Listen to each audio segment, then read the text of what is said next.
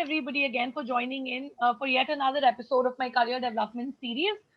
This is the 42nd talk of the series, and today I'm here um, joined by a very special guest, Priyal Kini. She has achieved a lot at a very young age and in a very short span of time for sure, whether it's professionally, whether it's also outside the profession with respect to her extracurriculars and other things that she's been doing. So today we're going to be talking about something very interesting, and I believe that everybody wants to master that, but very few people are able to do it. That is striking the perfect balance between your passion and your profession, and she's been able to do it wonderfully. So I'll just give a brief background about Priyal to everybody here. She is a chartered accountant by profession and by her qualification, and currently she's also studying for a CFA Level 2 exams. And she's also an international rifle shooter and has won over 117 medals at the state as well as the national competitions. She's also founded her own social entrepreneurial venture by which she is trying to impart value sports education to children. And I believe that's a great cause, Priyal. Very few people are really, looking into that niche and sector. So yes, that's her introduction, and it's a pleasure having you on my talk show. Welcome. Thank you so much, Dhaira, for the wonderful introduction. And I'm really excited because I love interacting with other people. In fact, I'm very active on LinkedIn, Instagram, a lot of social handles. And any time anybody reaches out to me and they want to discuss anything with respect to career, sports, chartered accountancy, I'm always up for a good conversation. So to the people who even joined in today, if you have any questions, please feel free to shoot them out. Either unmute yourselves or drop it in the chat box. No question is stupid, no question is wrong. Most of you must be at that stage of your career where there's so much flowing through your mind, you don't know what to do next, and we all were there at some point or the other, so it's totally justified to just ask whatever you want to ask. True. So yes, since the tone is set, just feel free to ask any questions that you have around chartered accountancy, or how can you probably build a career in the sports field as well, and how can you manage both, etc. Just feel free to keep dropping it in.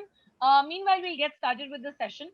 So Priyal, before I actually shoot some questions at you, I want to know your journey on actually making the decision of pursuing chartered accountancy, and how did your inclination towards the domain actually start? So I was always academically a very bright student. So that kind of added that surety that no matter what I did after my 10th or 12th, be it science, commerce, or arts, I want to do something challenging. Right. I want to do something that gets me ahead in my career trajectory as a student or as a professional. And when I came into the 10th standard, the entire question started hanging, since science or commerce, because I was not very much inclined towards liberal arts or any of the art subjects, if you go to see. So then I kind of thought about it, and then out of science and commerce, I felt probably commerce is more of my thing, because as much as I loved numbers, I knew I was not someone who could spend hours at the lab, at the lab dealing with chemicals or performing physics experiments. So that kind of pulled me towards commerce. Number one was the love for numbers, and commerce, I felt, especially accounting and all, involves a lot of analytical Hmm. aspect, and analytical thinking or logical thinking was always my forte, because I used to participate in a lot of these scholarship exams and IPMs and Olympiads and everything. Right.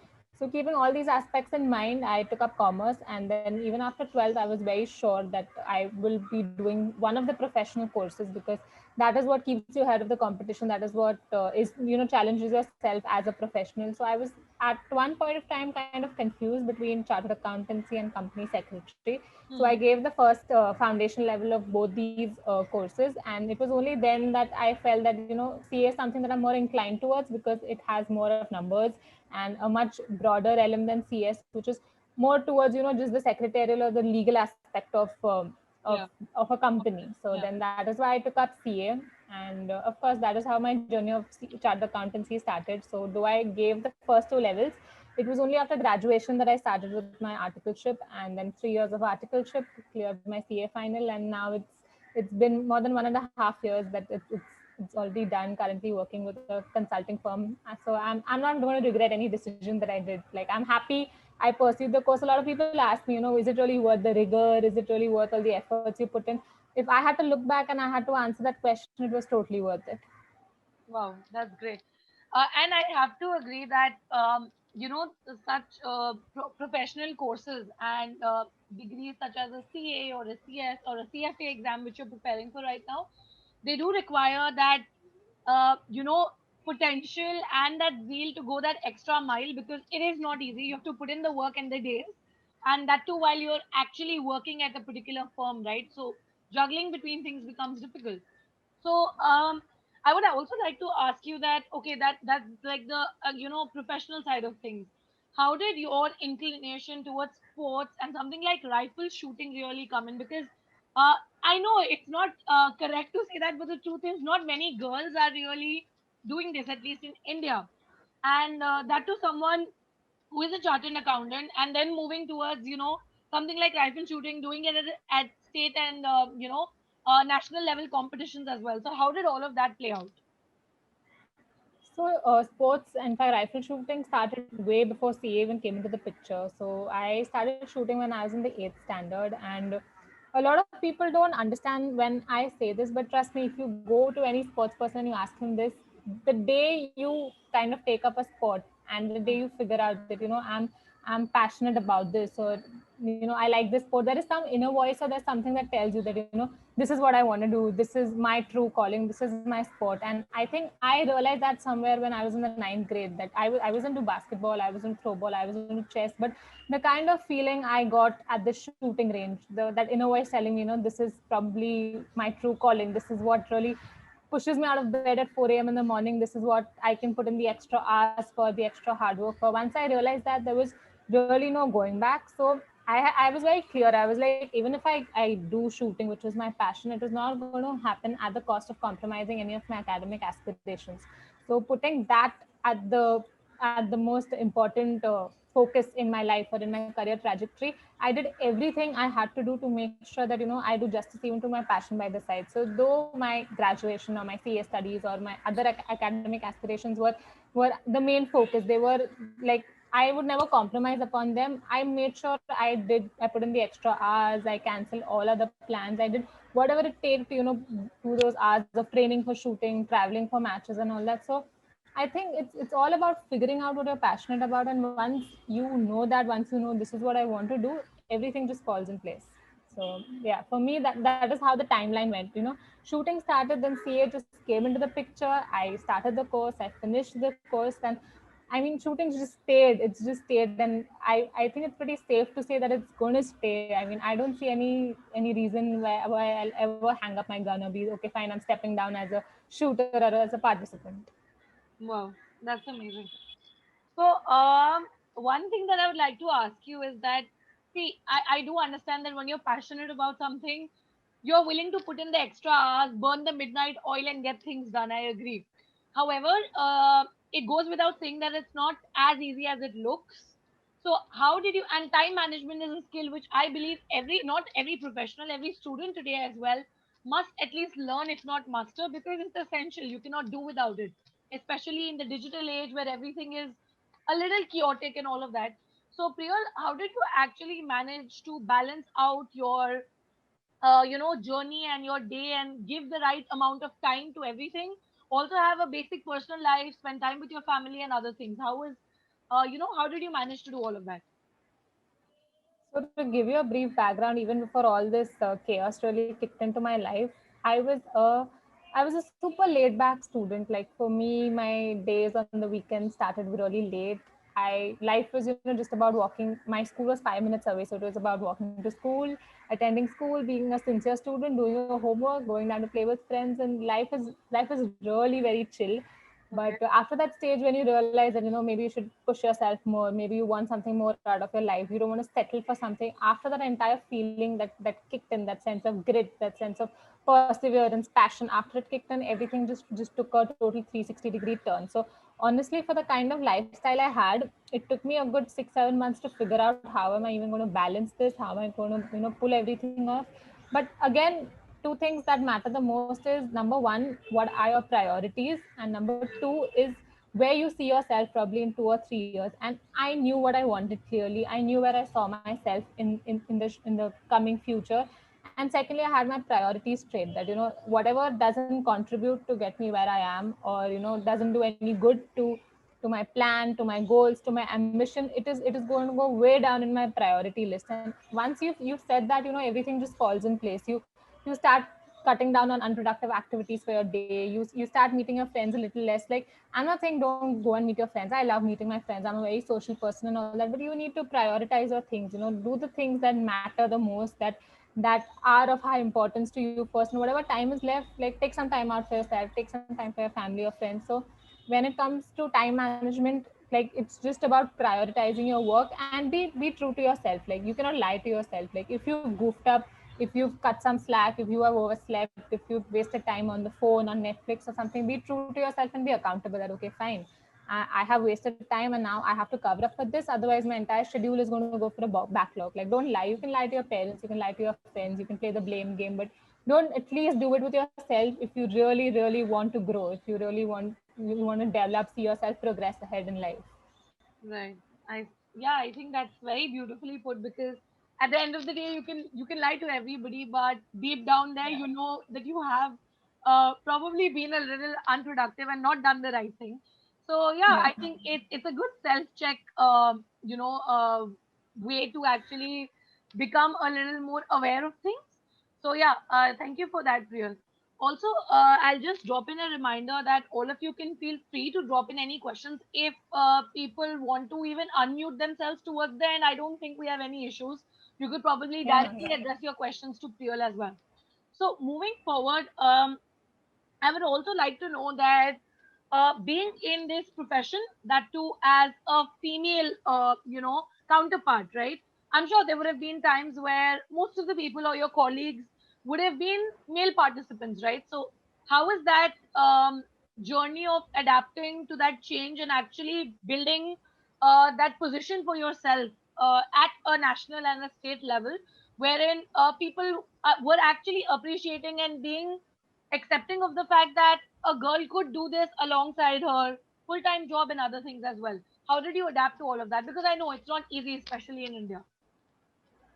So in India, actually, the numbers are they're very, very weird. Like, I know. shooting is a very male-dominated sport. Like, if I had to like compare the number of participants, it's it's crazy. Like, there are almost double the number of men shooters and there are female students. But then, if you look at the performance statistics, women have consistently time and again outdone men. Like, Okay. if we have 1,000 shooters who are men and then there are 500 shooters who are female, if you see the world rankings, the top 10 world rankings, the number of Indian shooters who've made it there, probably it's just one or two from the men's side. And like till 2019, we had a time where the top three were like the world number three, top three were Indian female rifle shooters. So, performance wise, we've time and again outdone men, score wise, ranking wise, at a national level, at an international platform. So, these numbers are giving a very, very, very clear signal that, we are just underrepresented in numbers. But if that scenario changes, everything can really take a U-turn. So of course, at times, it feels overwhelming, because shooting is looked upon as a very heavily male dominated sport. So even when I go out there and tell people, I'm a rifle shooter, they're just like, okay, fine. I mean, why do you do it? Girls should do more girly things. I've got even weird questions like, okay, you train with a 6 kg weapon for 3-4 hours a day. What if you develop a muscular body? What if you start looking manly? Who's going to get married to you? And I'm like, there Right. is so much more to a girl's life than being marriage material. Okay. Yeah, I agree. I agree. I totally agree. I think So I don't know. that was the highlight of of the talk show until now. Yeah. So, but does that really? I don't think that affects, right? I mean, training with such equipment or even using, like a 6 kg rifle or anything. I don't really think it causes any kind of masculine development in the body or anything like that. If I'm not wrong. No, not at all. It doesn't make you look like a rugby player or a weightlifter. Of course, if you are a sports person, you have to do some physical conditioning of your body, which makes you look athletic, which makes you have a good physique, like how an athlete should have. But that doesn't make any woman look, manly. And even if it does, like, even if you are a woman rugby player, even if you are a woman wrestler, that is your identity. who you are, and you should like carry it with all pride. Like I don't see why, people should look down upon it. And in India, that is a very common thing. They look down upon it, and I don't know why. Like if I see any woman rugby player or any wrestler, my heart goes out to that person, because she is doing something that is so crazy. Like she, like for a woman, especially in a country like India, going out there and doing that kind of a sport, you already know there is so much of criticism that's going to come in from so many, spectrums of the society. But still, she put herself first, she put her dreams first. So like a big shout out to all the women out there who've been doing that. Yeah, that's great. Okay, and so one last question from my side before we move on to taking up the questions from the audience. I also, wanted to know that when it comes to now, while you're already done with your CA, you're also giving your CFA exams, etc. Does it sometimes take a toll on your professional work at your workplace? I mean, it must be difficult to manage, and at times, I believe sometimes not everyone, even at your workplace, is very supportive because you're doing so many things, right? As an individual, and it's okay to do such things. I have always been in such a position, and I can totally understand. However, sometimes it becomes very difficult to let other people understand what your vision, what your goals are, and how you can manage things as an individual, right? So, how do you tackle such situations? So I have had these conflicting situations time and again. And Yeah, as I grow as a professional, and even as a sports person, or even the NGO that I'm working with, it's just going to grow with passing time. And with every growing phase, the conflicts are going to increase. But I think two very important things over here is communication and setting the expectations right. So I put work, like where I'm working, at the priority of, like at the topmost priority. Like there is no compromising on that, because at the end of the day, you are committed to an employer, and whatever else you do kind of falls in line with that. So over yeah, there also, I have a very open conversation with probably my manager, or any point of contact, or my team leader, and I tell him that, like, whatever deliverables are there, they are, I'm going to make sure I'm going to adhere to the timelines or the deadlines, and I'm going to do it. So even if I ever plan to go on leave, like if I'm taking a leave on a Monday or Tuesday, and some deliverables have to go on Friday, then it is up to me how I manage that and make sure those critical deliverables are, put in place. So right. I think an open conversation where you've set your expectations right is very important. And when it comes to the second or the third most important thing for me, it flows in shooting and then my NGO in that order. Over there also, communicating is very important for me. Also communicating with my coach, like telling him that, okay, fine, I'm going to prepare for my matches, but at any time, if there is a clash or there's a conflict between work and match, work is going to get my priority. So he knows where I am, what my priorities are, the expectations are right. So there is no Right. room for any conflict or any misunderstanding. When it even comes to my NGO, if I have a busy week coming up, and I'm working one-on-one with a few volunteers, I tell them straight that, it's going to be a busy week, I might not get back to your calls, but please drop me a message, I will definitely get back to you by the end of the day. Or even if that lapses, I definitely get back to them the next day. And it works two ways. So even if I'm working with any volunteer and they tell me I want like a 2-3 week off for exams, I am always very supportive and open for it, because I tell them that, listen, your job comes first, your career comes first, your academics comes first. All these things Yeah. are things that go by the side. So I think an open two-way communication, no matter which world you are in, be it your professional world, your sports world, or any other thing that you're doing by the side, is really really important. Perfect. Great. That was a very, very well put answer. And I believe communication is the key and is the underlying fact, right? As long as you're communicating everything well, I think things fall into place. Great. Yes. Okay, I'll start picking up. I think we have a first question. So Sahana, hi. She's asking you that she's currently doing her MBA, and she was a professional badminton player, but now she can't manage it alongside her MBA, internships, and training for the sport. How does she manage? How do you manage time and allot time for everything?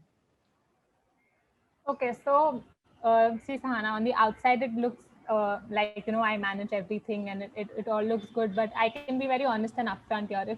If I have 10 things on my plate, and I'm trying to manage everything, it's probably a 50-50. I probably succeed at 5 of those and I fail at 5 of those. So there is going to be a point of time you're not going to get everything, which is why I said that, prioritize your work properly. And whatever doesn't come, like if any failure comes your way, don't look at it as a failure. The only reason, for me at least, I have achieved whatever I achieved is because I vehemently refuse to give up. So if you're doing an MBA is not going to come back in your life, ever. It's just that 2 years of commitment, and then you get a degree for life. So if you have a crucial, 10 or 12-week internship coming up, give those 2-3 months to that internship. And of course, after that internship, you can always go back and take up badminton. But imagine pursuing an MBA degree and then not focusing on the internship, and then after your degree you cannot really make the most out of the 2 years that you dedicated to it, and not land your dream job, or get the dream placement. It's going to hurt you. So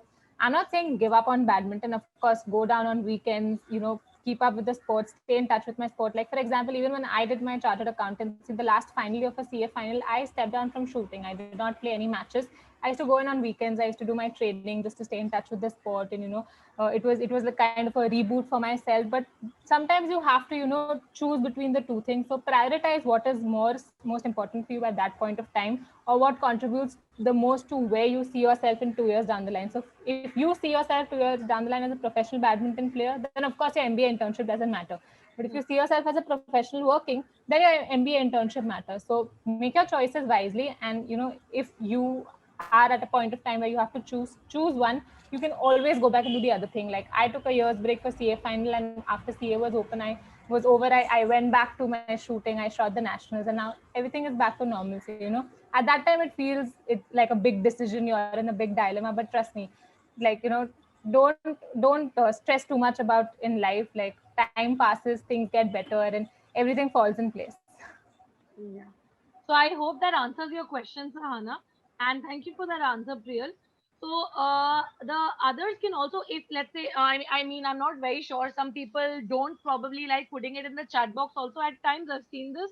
So if Shubham, Aishwarya, Tarun, or Akshay, Manoj, Sai, Aparna, if you want to actually ask any questions, you can also probably unmute yourself and I ask your questions. I would like to ask one question. Yeah, Uh, Tarun. so so one of the things I just want to say that you make a big road map of your life. So just I make my roadmap how to go there, and just fall down at after 10, 20, 30 steps after that. So even I just make a roadmap for my financial education and financial independence also. But for due some problems and issues I'm just facing, and that roadmap was going to break every time. So I just want to know how to continue in that time. So see, I mean, any task you take up, there are going to be hurdles. There are going to be times where the going is going to seem tough. But I mean, that is what justifies the phrase. When the going gets tough, the tough gets going. So if situations are not in your favor, I mean, it's okay. Don't get disheartened by them. Even if you start with failure, or you have to deal with back-to-back failures, that doesn't mean it's the end of the world. If you're still trying, you're still doing better than where you would be, or against a person who's not even trying. So if you do have a roadmap, you have set your goals, it's okay if initially a few failures have come, but do not stop giving up. Like, trust me, perseverance is the most important trait today in the world. Like, even big corporates, they have started looking at failure very differently. In fact, they appreciate candidates who are consistent, who are persevering, because that is very rare. Giving up is very easy, but staying at it is very important. And that is something I have again learned from sports, because sports throws a lot of failures at you. Hmm. And for any other person who doesn't know how to deal with those failures, giving up seems like a very easy and formidable option. But that is something you learn through sports. Is it taught me giving up is not an option. Even if you find yourself thrown to the ground, it's okay. Pick yourself up, like, dust yourself, and just like set your mind right and be like, okay, fine, I'm going to try this again. I'm going to start again. And perseverance and hard work never fails. Maybe where you want to get will take a little longer than what you must have decided. Probably if you wanted to achieve something 1 year down the line, the same thing might take you 1.5 year or 2 years. But trust me, there's light at the end of the tunnel. You will get there if you don't give up and you keep trying. Yeah. Thank you I for would like that. to one more question. Yeah. That how can I balance my work life, academic life, and personal life? Work, academic, and personal life. So again, that comes to how you set your priorities. So how important is your work life or your work commitments, and how important are your personal commitments? Accordingly, you have to set it. So if for me, for example, work comes first. So every time I plan my schedule or I plan my week, whatever has to be done during that week from the work point of view takes up the calendars. So whatever is there on the calendar, like I mark my meetings, I mark my hours, I mark my work timings, I set up recurring meetings with my manager, clients, everything. It's there, and my clean calendar gets filled with that. The number two, if it comes to anything else or it comes to your personal life, the second important or the second time slots that are available, go to that. And then last but not the least, for me, if it is personal life or spending time with my friends, or going out for a drive, going out for a coffee or something of that sort, then that takes up the very last empty spaces that are there on my Google calendar. Or some weeks that doesn't even happen. Like some weeks are so jam packed that I absolutely cannot look away from my working desk or from my laptop. So then in such situations, like those weeks are one of those few weeks where you are just committed to what your topmost priority is. So I would say prioritize whatever your work is, whatever your importance or your priorities are in life, and accordingly make a timetable and stick to that. Like Google Calendars is a thing. Trust me, that's one tip I can give you. Like if you start planning your week in advance, it works wonders. Yeah. I just want to continue with your words that from due to this lockdown, I started writing my journal and making my to-do list and other things. So as well as I'm bit like not in social life and not in personal life, but I'm just too into too much workaholic situation. If I have no work, it means the situation is going to hamper me. How should I communicate and do other things? Because work is only one option, one prioritized option for me. So that's why I just lose the growth in my personal life. So in that situation, how should I cope with with the things? And I'll probably just repeat the question again. It was around basically managing your professional life alongside making some space or room for your personal life when you tend to become a workaholic, especially in the pandemic time where probably the work hours are stretched now for everybody. So yeah, how can you manage that? I believe you're on mute, Priya. No worries. Yeah, sorry. So that's one thing I get to hear from a lot of people, and which is the truth that we've become a workaholic, we've become this, we've become that, and people call me workaholic. So a lot of my friends tell me that, and I like go around telling that to a lot of people that number one, being a workaholic is not a bad thing if you have to do that get somewhere in life. If you have to put in those extra hours because you want that promotion, you want that degree, like we all know it. When we wanted to get into that dream school, we wanted that dream job, we've studied day in and day out, we've done it for 16-18 hours a day, and in a way being workaholic is that. In fact, I very proudly tell, I'm not gonna brag about the fact that I am super smart or I'm super intelligent or I'm just too talented and I got things as they came. I have had to work tremendously hard for each and every word or line that you see that's there on my CV or my resume. Like nothing's come easy. I've had to put in hours and hours of hard work, and I am a workaholic, I'll admit it, but that is how I am, because I want to put in the hard work, I want to put in the effort, and I want something. So Right. if you are doing it because you want something, it is totally justified. But of course, if you feel you're getting suppressed, or it's taking a toll on your health, or this is what you're not signing up for, but it is a situation you're just finding yourself in helplessly, then of course that is a bad thing, and a lot of self introspection and thinking needs to be done, whether you really want to be there, you want to stay in that space, and if not, what is a good exit route where you can be, or how you can improve yourself. So I mean, if it is taking a toll on your health, you don't want to do it, try and make sure that every week or probably even every day you take out 30 minutes for yourself. Like trust me, we don't do it because we don't plan our days and then our days just go on out of control. Nothing is scheduled, nothing is organized. We just take things as they come, and even before we know it, our eyes are shutting, the day is ending. But plan your day, like start your day something as simple as half an hour early, dedicate 30 minutes to journalizing, doing your yoga, or just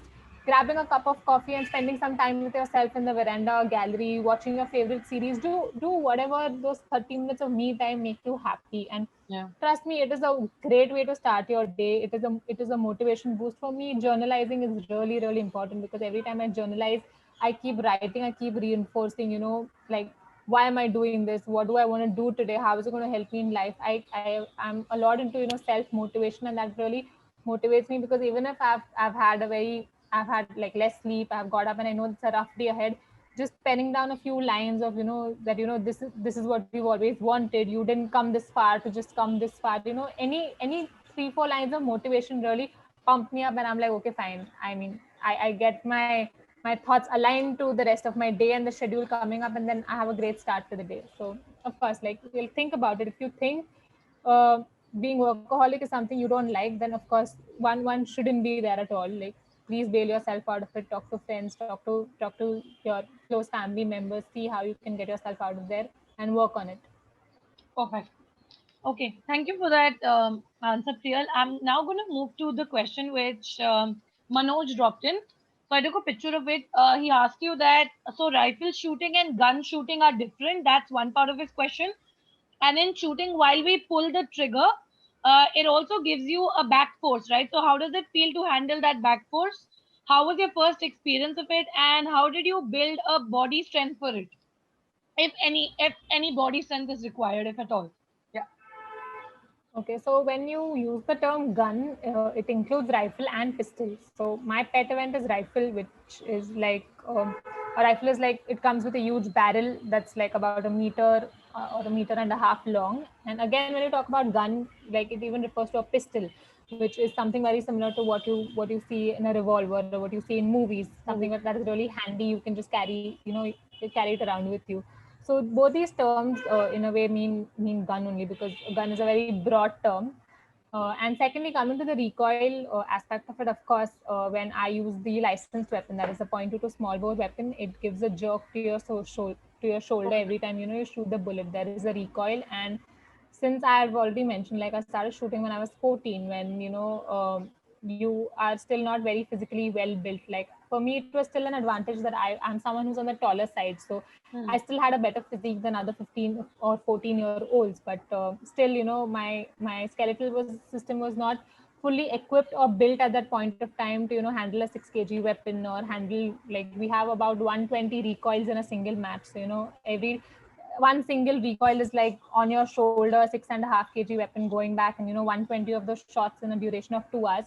It's quite a challenge. But of course, like, there are a lot of specialists around it to help you. Your coach is someone who gives you the best advice with respect to it. So nobody literally gives you a rifle and tells you that, okay, fine, start and fire 100 shots. Initially, they let you spend 15-20 minutes holding it, and only after you're comfortable being with it for an hour or two, then you're given 5 bullets to fire, 10 bullets to fire. And that is how it is gradually increased. So within 2 or 3 months, your body starts getting accustomed to handling the recoil, taking the impact. But again, there is a lot of damage happening. There's a lot of wear and tear that keeps happening to your muscle, for which you have to constantly do these conditioning exercises, cool down exercises, yoga. There are visits to a physiotherapist also. In fact, I have been lucky that I've not had any major wear or tear, but my friends have had to, like, take like extended treatments, go under the knife because they've got operated and stuff like that. So of course, every sport has its physical challenges. And when it comes to shooting, especially because of this recoil and heavy gun aspect of it, like, spinal and back injuries is the most common type of Common. injury that we have. Right. Great. So I hope that answers your question well, Manoj. Thank you so much, Priyal. I believe I'll just take a last shot on asking the ones here yet. If there's any question that you'd like to drop in, you can let us know. If not, I believe we can end the session as well, because Priyal has answered quite a lot of questions and shared her journey very beautifully here with all of us. However, if you still have any questions, feel free to drop them in. Or else you can also reach out to Priyal on LinkedIn. She's also very active on Instagram. And if you have any questions which we weren't able to probably cover up here personally, do get in touch with her and do ask her your questions. Great. So thank you so much, Priyal, again. And it's amazing Thank you so much. to see that you're doing so much. And a huge shout out for you, because I really love to route for the women, especially irrespective of their age, when females do something very different, unconventional, balance out things and multitask. I love it because I do it myself, and I really like cheering for the women who do it themselves as well. So keep it up. I wish you all the best, and I'm sure there's a lot to come in your journey. And I hope that everyone's had a very insightful session. Thank you again, Priyal. Thank you so much for having me. And of course, like as you specified, anybody needs to get in touch with me, feel free to ping me on LinkedIn or Instagram. I might not get back to you the same day or immediately, but I'll definitely, it's never happened that I do not respond to a DM. So, I will definitely get back to you. And anybody looking to, even make a career in sports or something tangentially different to, chartered accountancy or consulting, even you can hit me up with that, and I'll see, I'll do whatever I can to help you with it. Perfect. Great. Thank you so much. And have a great weekend ahead, everybody. And thank you again for joining in. All right. Bye-bye, Bye. everyone. Yeah.